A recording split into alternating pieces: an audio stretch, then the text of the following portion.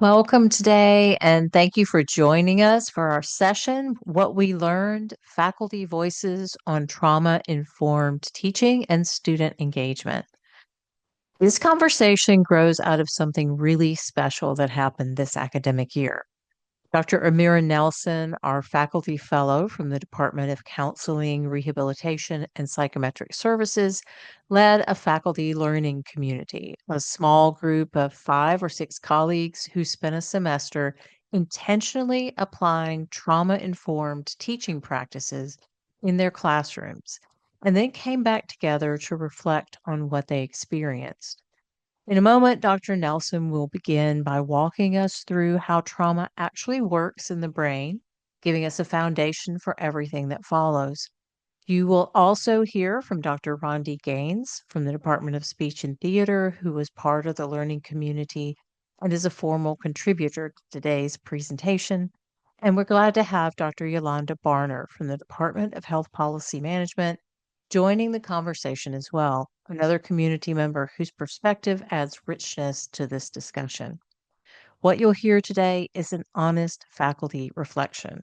What worked, what surprised them, and how small, intentional shifts made a real difference for student engagement and the classroom climate and for their own thriving as faculty.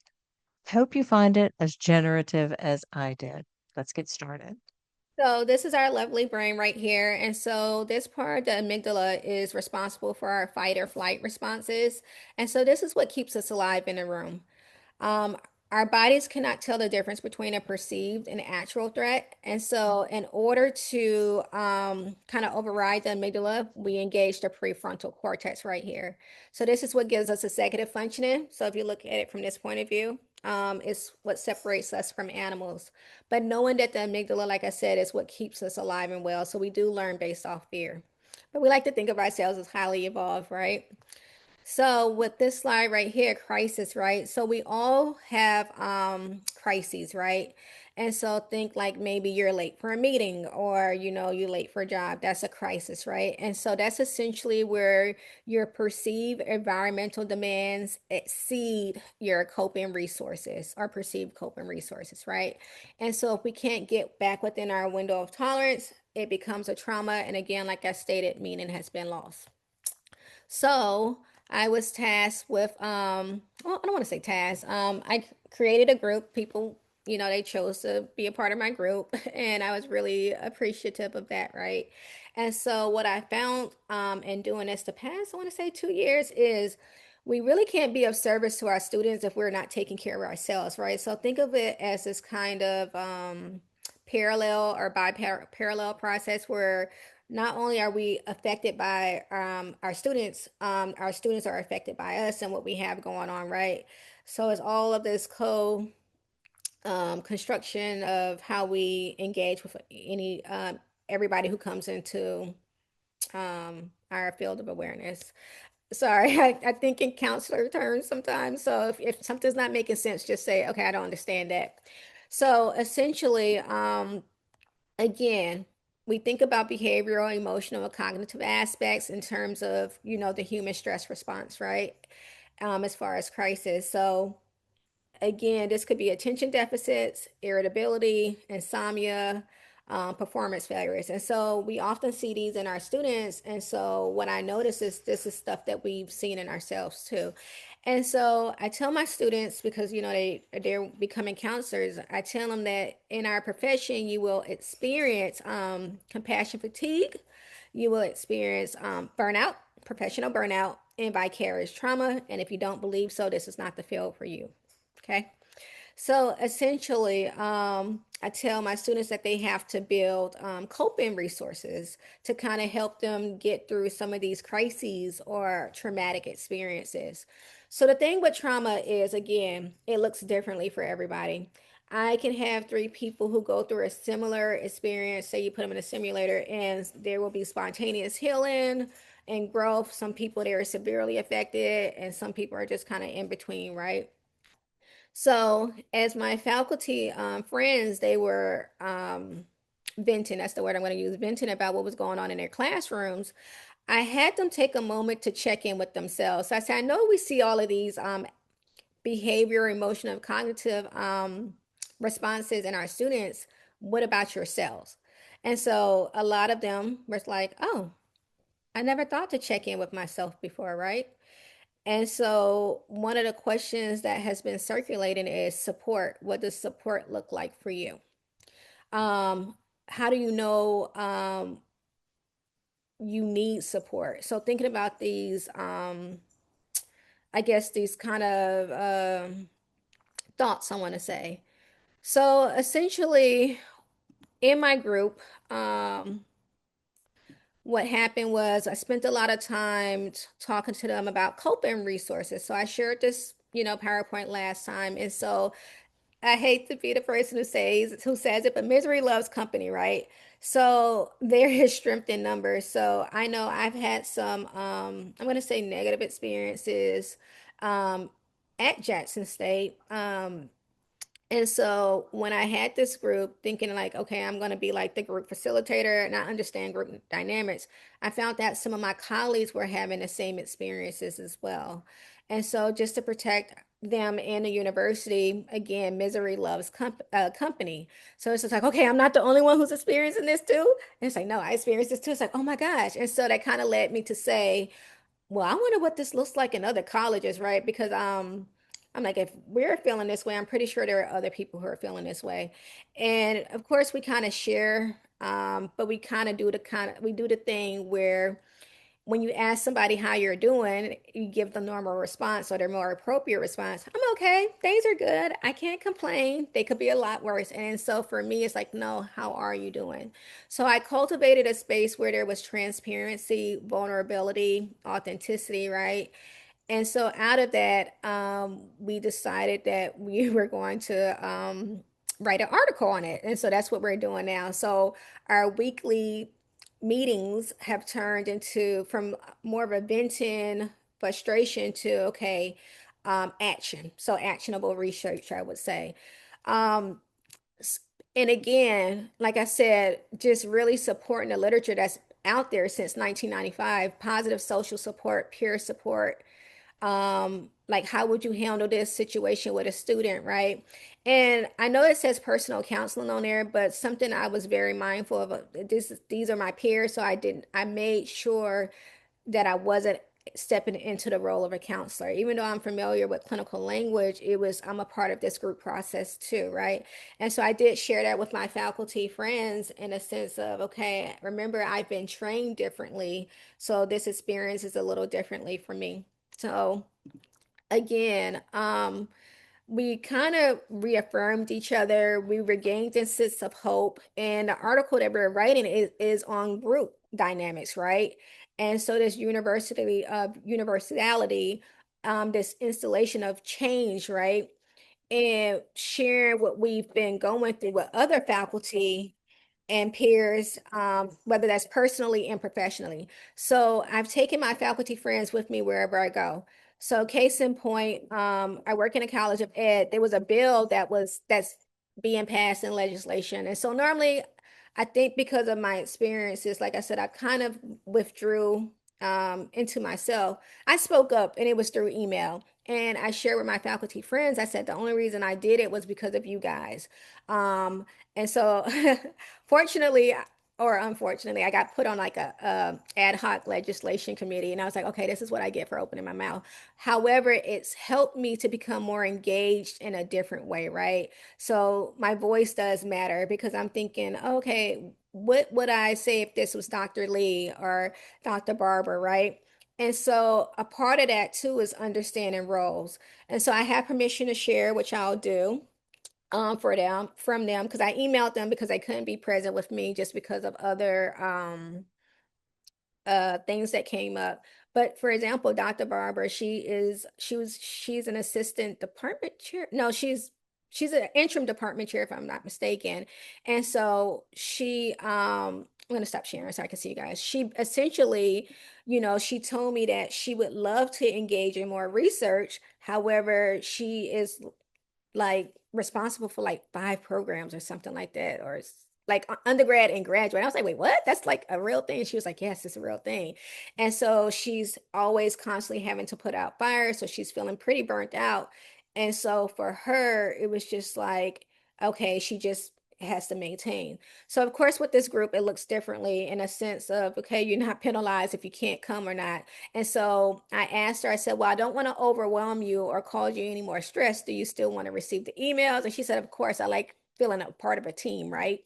And I said, okay, we'll keep you on an email chain and stuff like that. For Dr. Jennifer, wow, she said for her being able to meditate, a couple of minutes before class, because undergraduate and graduate looks differently, right? So if you teach undergrad, that's essentially like maybe Monday, Wednesday, Friday at 9 o'clock, and then maybe you have like a 10 o'clock class and 11 o'clock class depending on your caseload. So for her, she said she didn't see changes so much in the students, like their grade performance. However, she did notice that they were more engaged in the material, the learning material, and that they seem more present, right? Um, Dr. Askew, essentially, she was actually preparing to leave the university. And so she said, because of this group, finding community, which we kind of talked about at the beginning, before everybody came on, because she's found community, she's more inclined to stay because there are people who think like her, who share some of the same beliefs, things of that nature. And Dr. Lee, the same thing too. He said he felt like he wasn't contributing to the university as a whole, and for him, feeling support in terms of to keep going, to keep going, to keep going. And so again, like I said, it was like this bilateral parallel process, if you will, where it's just like I'm thinking I'm going to be in a role of like explaining and da da da da da, and it really just kind of morphed into its own things, this own entity. Whereas not only was the group affected by me, I was affected by the group. And so people are really looking forward to having meetings on, we meet every Wednesday at 10 o'clock and continuing this. And so we started in October. And then, of course, life happened. And so when I received the email from Candace about us presenting, I was like, okay, I got to pick this back up. I got to pick this back up. Right.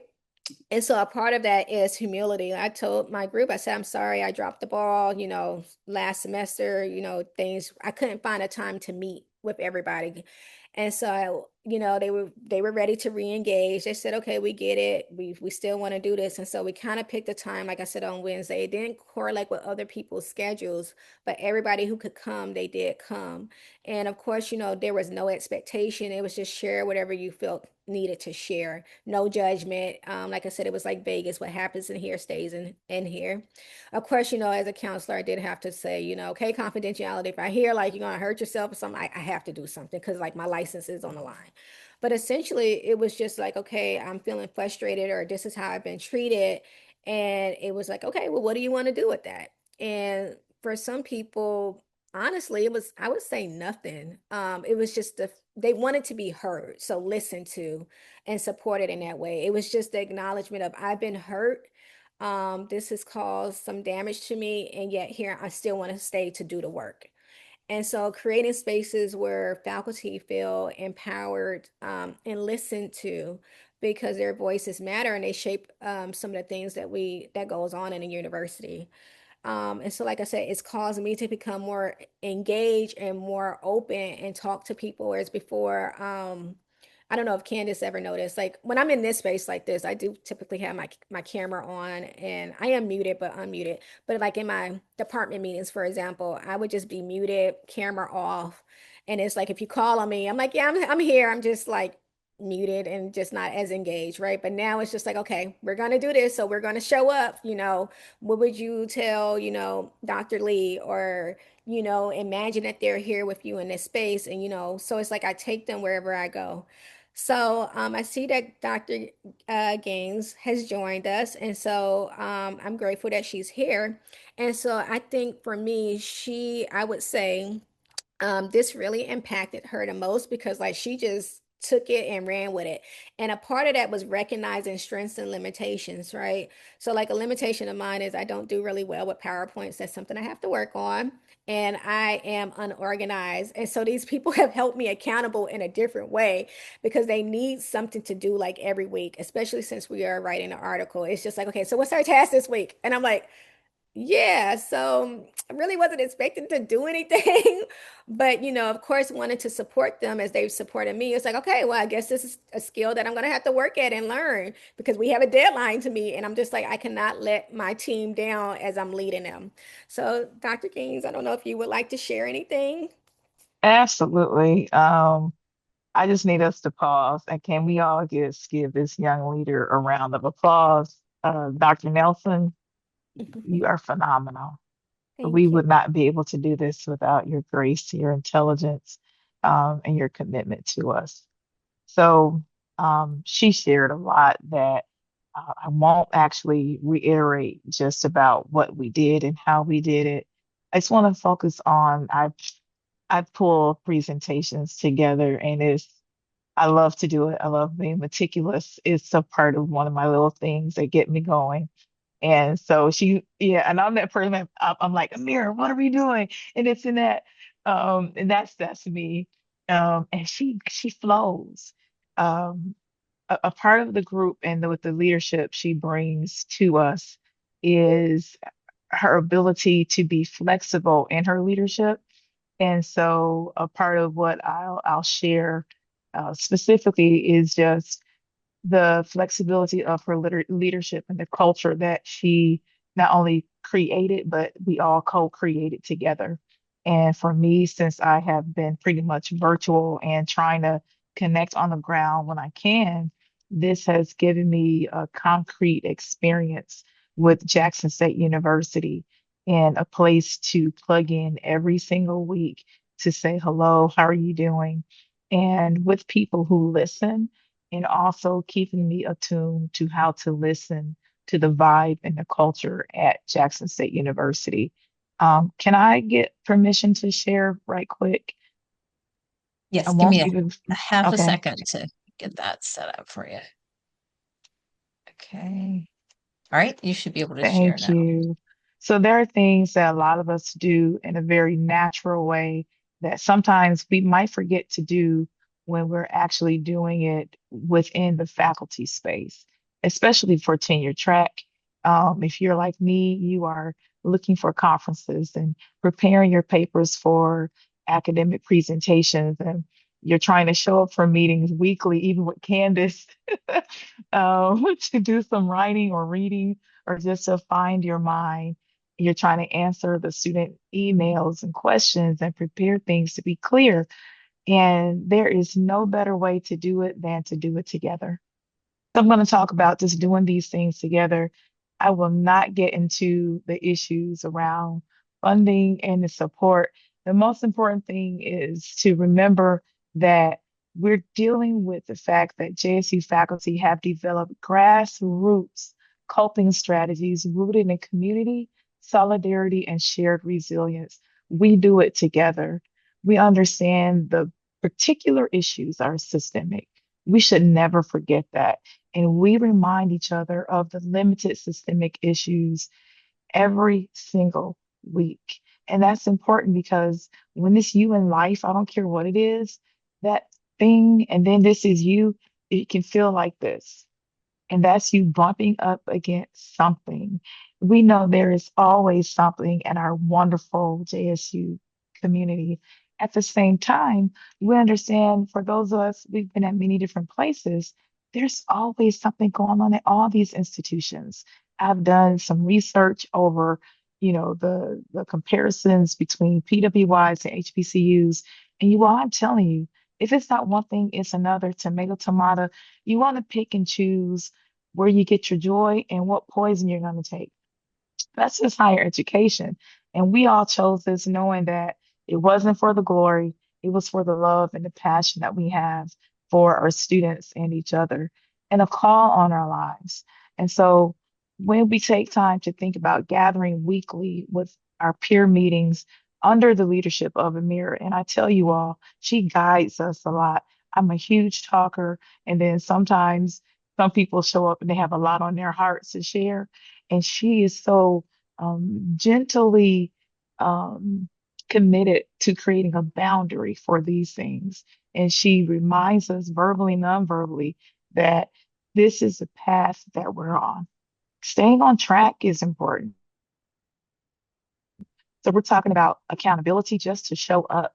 And we have had people show up and just be off camera. Sometimes I'll show up and I couldn't participate as much as I want. But the fact is, I was there. We are able to share information about policies and procedures. One of our biggest conversations, and you have to love it, is IRB. And only other faculty who deal with IRB can have that conversation. And I promise you, from getting my first doctorate until now, the conversations about IRB are basically the same. It's like, oh my God, what do they want? Oh my goodness. So we're working through that. But I promise you, it's so good to do it together with my peers and our emotional validation and our sense of belonging. Jackson State, on one hand, is very community oriented. However, with the changes that have occurred over the years, it might feel like we don't know where JSU is going to land in all of this. And being able to come together and listen to each other's faculty concerns and share it with empathy and with active listening. I tell you, no, we don't miss a beat. We talk you if you want to get a definition of listening as active listening, tune in to us on Wednesdays and you'll see we listen. If somebody says something where we need more explanation or we have a hint of a slight contention, we say it and Amirah allows that to happen. Collective problem solving for shared obstacles. We're just trying to get through the school year. And that, as we all know, as faculty, is a shared obstacle, but it's a matter of having that space where we come together to say we're here and we're supporting each other and we don't shy away from any of our individual obstacles. So in our peer mentoring, we share knowledge, we have that shared accountability and the emotional support. And we understand that a lot of us, we don't have the formal, I like the way it's stated. Now, this, I love it if you all can read between the lines. We don't have the formal mentoring that we would like to have from some of our other senior faculty or chairs. And I'm just going to smile right there. At the same time, we have each other, and I can't speak enough to your support, Candace. And if any of you who've participated in the work that Candace does for us, she says, "Look, I don't know what you're going." Well, this is what I experienced, Candace. I don't know what's happening in your department, but if you need additional support, here are some tools. And she has a range of tools that she provides. And so even for the people who are here, if you've been here for a long time, please, reach out to her and see what she can support you with. It can be very frustrating when you have a chair, you're saying, how can I help you? And I've done this and I have a chair, how can I support you? How can I help you? And the person cannot articulate how I can support. And then I go to my peer group each week and we can talk about it. And then I move into a conversation where I can say, I need to do a paper on this. So I've developed several assessments and even a couple of papers about the power of the cultural capital at JSU and using what I call a womanist passionate pedagogy to help me begin to unpack this and to explain what I'm living, not blaming my chair. I'm not blaming JSU. I'm saying here is a lack, here's a limitation, and here's a way for me to be innovative. And working with Amirah and everyone else, they provide a space for me and it's not even just support. They seem enthusiastic about what I'm doing. I'm not kidding. And that encourages me to do more. So I spend time making a number of assessments that I plan to use and even looking to publish a paper connected to the work that I was able to develop and begin to explore from our weekly meetings. So I just want us to understand that we're talking about trauma together. And trauma looks different ways for all of us. It can be racial battle fatigue, institutional grief, and vicarious trauma. And then at the end of the day, life today is crazy. So when we come together in our peer group, we also have a space to just talk about being JSU faculty. And that's important because we don't have to bring in the rest of the world, and the rest of the world doesn't impinge on what we're doing. And I love that. And I promise you, we keep each other moving forward. Like, what about this and what about that? We have a shared Google Drive where we put things and we share, ways to get the writing done. We're working on our autoethnography. There's a number of things that we remind each other of that we continue to work on. So at the end of the day, we do it together. We navigate limited funding together, which is systemic. We navigate how to manage the course overloads together. We bridge the mentor gap. We can't get it from our chairs. We can't get it from senior faculty. We get it from each other. We get it from outside our institutions. But I can tell you, it's just been great for me.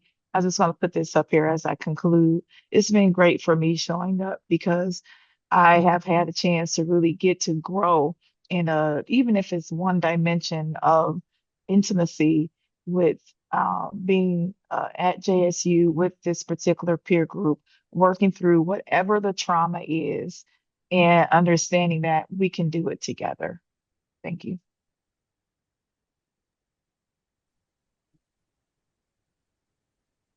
All right. Thank you so much. Always hearing from someone else who is, um, engaged in this kind of activity. It's funny because before the session started, Amirah and Lakeisha and I were talking, we're on the Zoom, and I asked Lakeisha about her faculty friends group, and she said they just did a presentation on what they had been working on during the year because it created this sense of community. And for me, that is what faculty development really should be. We it sounds like a professional faculty development, you're developing, but it's really more about creating a sense of belonging and community, knowing where you can go to get resources and knowing who the people are that you work with. I know my story at Jackson State is very similar to everyone else's. Just because I've been here forever and have survived doesn't mean that the beginning wasn't kind of challenging. Um, and actually I learned from that, and when I was in a position to start making a difference, that has really been my passion, and so I appreciate you saying that, Rondee. But I get more joy out of helping people than they do out of my help. I think that what you all have talked about today is a terrific model for others to, and maybe we can talk a little bit now about the folks who are here. If this is something you want, how do you make this happen? What do you think? I didn't give you these questions beforehand, Amirah, so but You're fine. but what would you recommend to people who are like, I really need this? How do I do this? Um, Honestly, I think it's a part of showing up and recognizing your own limitations. And so, like Rondee mentioned, active listening, right? Because as I was listening to Yolanda, as the interim department chair, like and of course, like limited funding and support, like I said, it caused me to think about my own department chair and some of his, I guess his struggles, or challenges that he may be facing that he's not sharing with us, right? As far as like pressures for deadlines and all of these things, right? And so just listening, like I said, asking how somebody's doing and being intentional with that response. Because Dr. Askew, I know I seem like I'm very on, but I tell people I am the funny acting friend. And so I think having space to be that, but like at one point we were meeting up weekly for lunch because that was important to her. And I knew that she needed it. I think she knows that what I think she's a great person. And so I think for me to have a black woman that's really good at like she calls herself the stats queen, it's just like, okay, that's not my strong point. So I know if I do a quantitative like MANOVA, ANOVA, what have you. It's just like I'm going straight to her. So again, knowing who excels in what area and not feeling intimidated by that, right? Because I think there is a little bit of intimidation, right? And so when Rondee, we were talking yesterday, she was like, well, this is what I want to do. Can I do this? I was like, yeah, sure. I love PowerPoints. I was like, I can't do them, but you bring your PowerPoint and you speak what's on your heart, right? And so having a space to listen, or to create a space to listen, and really, I think share, just transparently, like, in a safe space, what's really happening in our departments, in our colleges, at the university level, right? And trusting that it won't leave the group. And so, of course, we're not, like Rondee said, we're not blaming anybody, because we understand like things happen, like, policies and procedures, and for unknown reasons or for known reasons. It's what can we control now? And so I had my like inverted triangle, which I gave, like I showed them. It was like, okay, problems that can't be helped, maybe this is what we can control, or this is completely in my control, and operating from that lens, right? So it's we're not always in this negative, or critical mind space about what we're not doing or how we're not performing, right? So it's what changes can we bring. And I think, like I said, supporting each other, and showing up for each other. So I know, like, for example, I know Dr. Johnson's here and I love her. And so it's very meaningful, to see my colleagues come support me. And then I get like a call or a text and say, hey, you did a really great job. And so what I can feel like nothing, that means a lot to me, because it's just like, for a person who doesn't utilize a PowerPoint, I'm always like, oh, I forgot to say this, or maybe I should have said this, and da da da da da. But I tell people one of the reasons I don't do PowerPoints is because I am organic. And then sometimes, if you've ever been in one of these sessions with me, as I'm talking, I didn't already kind of talked about what's on the next slide. So I'm like, oh yeah, I kind of just hit on that already. So it's like next slide, jumping over that. But active listening, creating a space of just like non-judgment, and recognizing that it's not necessarily an attack. It's just I'm hurt and I just need somebody to listen to me. And what can we do to kind of remedy this problem, if possible? Because we recognize that, there sometimes it's just nothing we can't do. So it's getting creative in terms of what's within our control, if that makes sense. Any questions? Is that all landing well for you all? And like I said, being realistic too, right? So it's just kind of like, well, you want all of these changes, but it's like, okay, be realistic, right? We get this is like what you want, and it's like, okay, sometimes we have to take, we call them SMART goals in our profession, like very attainable, realistic, short-term goals, right? So, okay, maybe you want to do, I don't know, I'm saying like maybe you don't want to teach in the summers, and it's like, okay, if that's an option for you, what are some of the limitations and what are some of the strengths of like taking off in the summer, right? And talking about boundaries, right? And so it's like, okay, what are your boundaries? As long as they're not, what's the word, they're not going against, policy for your department, what have you. It's like, can you work within those, right? Because I tell people we set boundaries sometime, and then we'll be co-conspirators because we've allowed somebody to interrupt or break our own boundaries, right? So it's a lot of accountability with self. So like I had to be transparent, like I said from the jump, and say, okay, look, these are some of my shortcomings, these are my limitations. And they were like, okay, yeah, we know this about you, but we're still gonna push you to do this. And I'm like, okay, you gotta be kidding me. And so I'm like, you guys gotta be kidding me. So it's Dr. Askew calling me like, hey, have you sent the RIP in? And I'm like, no. And so to kind of give you just insight. So I am self-disclosure. So I am Muslim. So I was supposed to do the IRB like last Friday. And so we had our Eid celebration, which is a 3-day celebration, so Friday through Sunday. And so I wasn't feeling my best on Tuesday. So we have a group meeting, and I text them. I said, hey, I know we're supposed to meet tomorrow. I still haven't done X, Y, and Z. And they were pretty much like, okay, that's fine. And then what did I do? I got up and started working on the IRB. And then it was just like I needed something from them as my co-researchers. And I said, hey, I need your like research stuff. Can you send? And immediately I got a response. It was like, I'm gonna give it to you right now. And I was like, oh, that was quick. But they understand that I'm a person as soon as I try to do some take care of something as soon as I receive it because I am guilty of opening emails, opening text messages, and I may have replied in my mind and it's sitting in a draft folder, or I go back and I'm just like, why haven't this person said anything to me? And I'm like, oh, Amirah, because you never like actually hit the send button. Like, because I'm moving too fast. But just genuinely, I think giving the next person grace, I would say. I like that Rondee like really highlighted Candace again since day one, since I've set foot on this campus. She has been an advocate, support, friend, and to the point, like I said, before we got on a call, I mentioned something about my daughter, or she remembered I had a daughter, and she was like, "How old's your daughter?" And so that kind of led into a storytelling of my daughter. And it's like those moments right there matter to me because it's just like she cares about me as a person. She sees me as a mom. Like she understands, like, yeah, I may be this assistant professor, but a mom is one of my other identities that I hold, and it's one of my favorite identities from time to time because it's funny teenagers.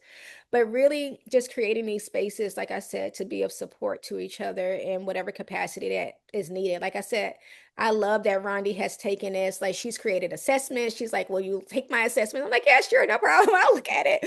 For me, I'm just like, I just want to create a safe space. But it's been really, really cool to turn what I like to call our trauma into post-traumatic growth. That's the term that we use. So what's essentially known as post-traumatic stress disorder, there is such a thing as post-traumatic growth. So we've oscillated from like victim to survivor to thriver. And I like to say right now I'm thriving because if it was not for Candace and this group, I would probably still be the person that's muted. I probably wouldn't have sent the email to my whole college like, hey, why are we doing this thing? Right? Like I think we should stop and think about this. And then, receiving support because again, even with that, it was like, oh my gosh, y'all, I just like sent this email to the whole like college and like nobody said anything. And then I guess okay, people are probably busy. I'm like, yeah, that's true. And then of course, a couple of people did respond, and that meant everything to me. It was like, oh, okay, people like, because I normally that's not me. I'm just like, okay, as long as that doesn't have anything to do with me, I'm cool. But it does have a lot to do with me. And I think that's what this group has shown me that I'm affected and I get to show up and play regardless of what that looks like. So it's like either I can sit on the sidelines or I can take accountability and say, okay, this is what I'm doing with this thing.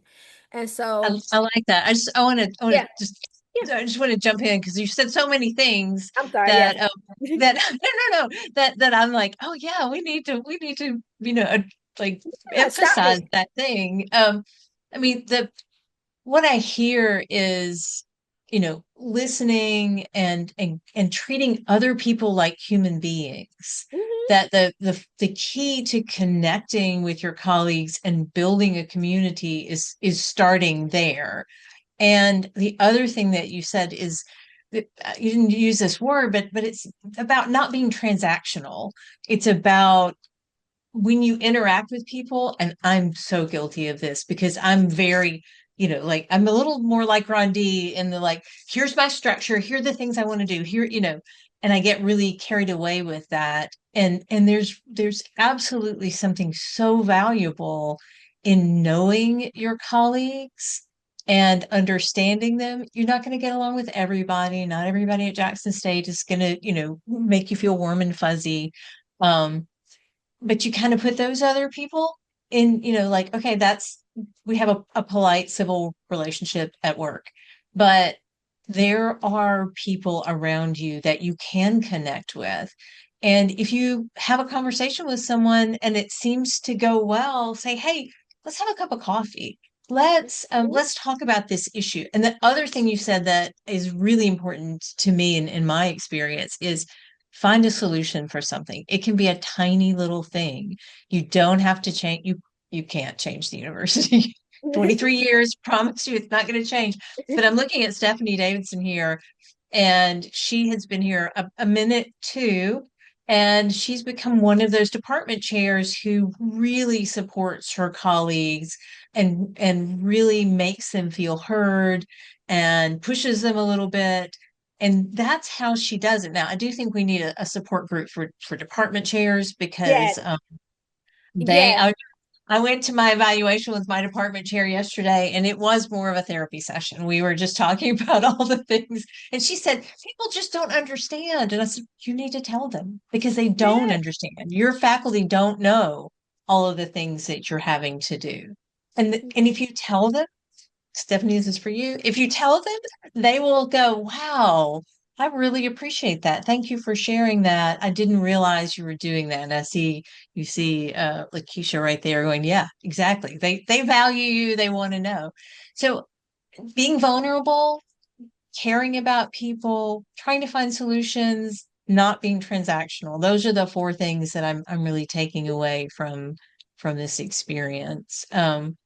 What about you guys? Yeah, questions, please. We like for this to be very engaging. I know I can talk a lot too, but please ask anything. And remember, this was just our group's experience and our individual experiences. So I do like to caveat that. But what Dr. Pizzetta is saying is very true. As far as those four resource for I guess learning objectives, if we will. So please ask or any thoughts. Yeah. Shirley, I know, and without getting into it, I know you've had a hard year. So what would be helpful to you, do you think? What would be your goal for how you connect with people next year? Well, I was trying to think through that when the question came up. I guess I'm nowhere near where everybody else is. I'm down the hill. I'm not even at the top, so I can see how to smoothly ride. I just feel like the people that I've worked with were not willing. You know how you talk about people were willing to listen, people willing to participate. I had a group of people who were just bullies and they weren't willing to listen and they didn't really think about the space that I'm coming from, where I've got somebody over me saying do something. And of course, the space was shaky at best, coming into the space. So I just got complaints, no grace, everything that Dr. Nelson was talking about. I'm like, I didn't feel or see any of that. I felt isolated. I felt like I had no support. And so seeing and hearing this, I think is beautiful. I just really do feel some kind of what you call relief just hearing that it is possible. I didn't experience it, but it gives you hope that it is possible. And receiving, and I did get support from like Dr. Pizzetta coming into the situation and offered support. I took AQ, I take all the trainings, I try to do everything I can do. And when I put the AQ into play, it was rejected. So, I just really kind of got to the point where I was just kind of really going through the motion and focusing on the students and whatever is best for them. And then the people that were with me, we were just kind of coexisting. So that probably adds a lot of poison to all the great things that was been said today. But it's just, I guess just in all honesty, I just didn't feel like I had support. And you have to have support from the team even to receive support from outside the team, who knows how to help you best and, how to make things happen. But everybody at the table have to be honest and not fake. And I just feel like I had a lot of fake, phonies that were just in this to make a check and no real deep down commitment that, that's honest. I'm going through things in my life, like with children and my husband going battling cancer. And then you got all these people with all their issues, but I never brought that into the space. But, so I don't know, Dr. Bassett. I was trying to take notes and say, how can some of this help me? But but Rondee, I appreciate So, you. Dr. Williams, can I respond? Okay. Yes, ma'am. So you mentioned something, and you mentioned that you're thinking the support and whatnot should come through and with the department and the people that you're working with in whatever space that is.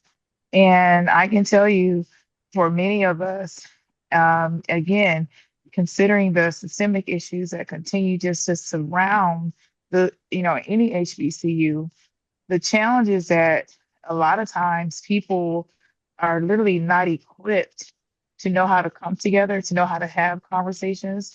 And what I've learned over the years is that a lot of people who are in the academy don't even know how it runs.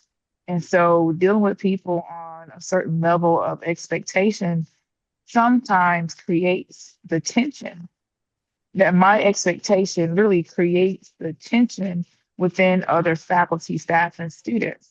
And so I started to think about, where can I find and blend in and get that support.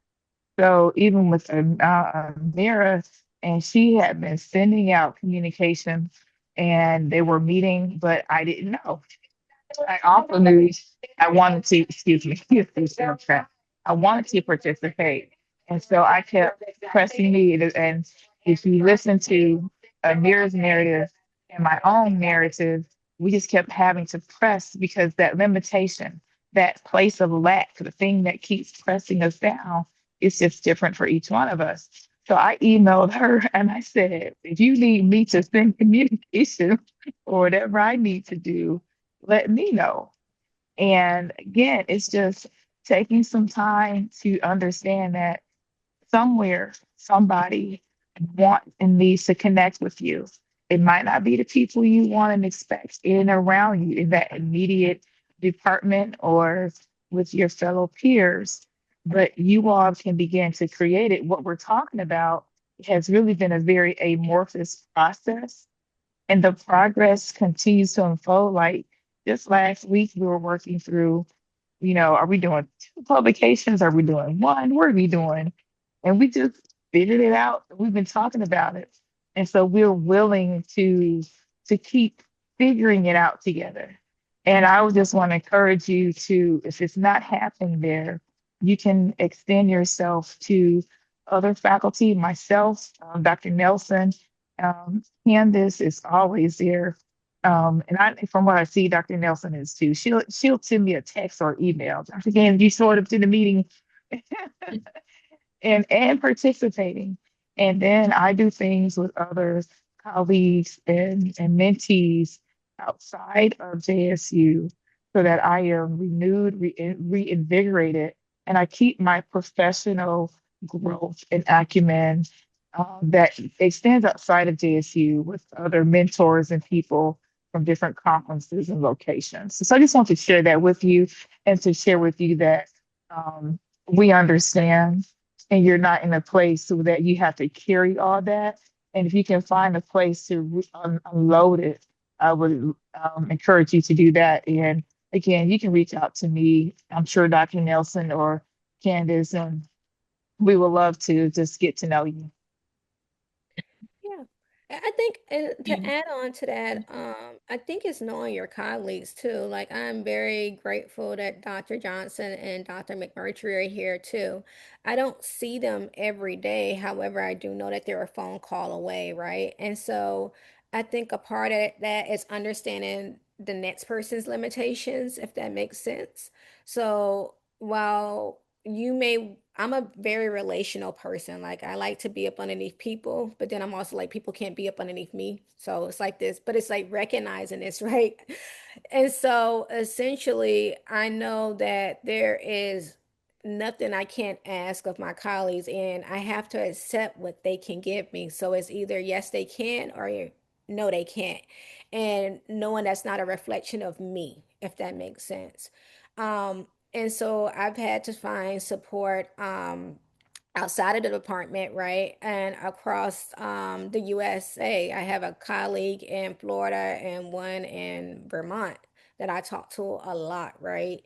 And other groups, like even California. So it's just like having multiple layers of support because like I tell my clients, you can't depend on one person to meet all of your needs. Like that would be nice, but it's just like I was talking to my best friend before this, and she was like, "I'm not an emotionally supportive friend." And I was like, "You're not?" And she's like, "Yeah, people have told me don't call me if they're crying." I was like, "Really? That's what they say to you? I call you crying?" She's like, "Yeah." And I said, "Well, maybe that's just our relationship. Maybe that doesn't affect me, whereas for somebody else that's important to them and it affects them on a deeper level." And so you're not alone in your experiences. You really aren't. Like I said, if Dr. Askew was here, I'm pretty sure she would share a lot of that. But I just want you to know that what you're saying is important and continue to say it. And if you need somebody to talk to, you can email me. I can email you my number and stuff like that. Because like I said, Dr. Askew, she emailed me and said, "Let's grab lunch." And I was like very reserved and hesitant. I was like, I don't think I could do this. And I did it because I knew it was a colleague in distress. And by me doing that, it changed her trajectory. So thank you for sharing that though in this group. Yeah, Well, absolutely. And part of one of the things that we do in our formal mentoring for new faculty is we try to connect them with someone outside their department for that first year because even if you have a fabulous department chair, they still are in the same space and they're dealing with the same problems and often from the same perspective.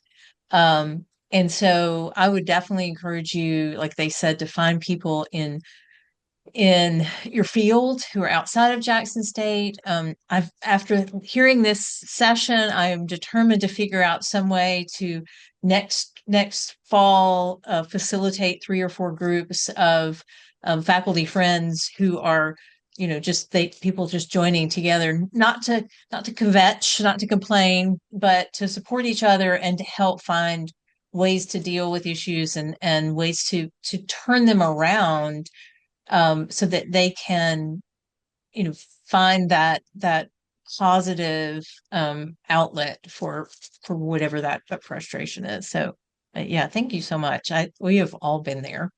So, we are almost on the hour. Are there other questions, other comments before we leave? No, I don't think so. I don't know, Apiranati, if you're talking or you're talking to somebody there, I could see your I'm in the midst of trying to listen and register students, so I'm here no, no. though. That Welcome to Jackson State. You can't do one thing at a time. We haven't solved all the problems of these multiple hats we have to wear. We haven't solved anything, but I hope that we have heard each other. And I thank you, Dr. Nelson, so much for leading this. I think that the connection that you've had with your colleagues has made a lot of difference to your faculty friends group, and it's definitely inspired me to figure out ways to expand this opportunity to other faculty. Yes, and thank you. Like I said, it's a parallel process or bi-parallel. Like I say it's always one thing to do to complain and vent, and it's okay. We didn't complain, we didn't vent it. Da, da, da. What are we doing with that? And this faculty friends has allowed me to grow in terms of coming up with solutions that are I guess integral to the backbone of the university, I would say, because like I said, Dr. Askew, she still might leave, I don't know, but it's just like she said, by somebody extending an olive branch that slowed down her process from leaving the university. And I don't want my Yeah. faculty peers to leave. I want you No. guys to stay here. We want you to stay here. And so if it takes me to listen, to take time in my day to listen, to clear a space to listen, I'm willing to do that. So thank you, Dr. Pizzetta. All right. Thank you all for being here. Tomorrow we have our final faculty fellows presentation. Dr. Lakeisha Paranati is going to tell us all the fabulous things that she has learned about using AI to improve and improve teaching and to lighten the load. I think that's one of the things that maybe would help a little bit with the stress that we have to deal with. So I hope we will see you all tomorrow at 11.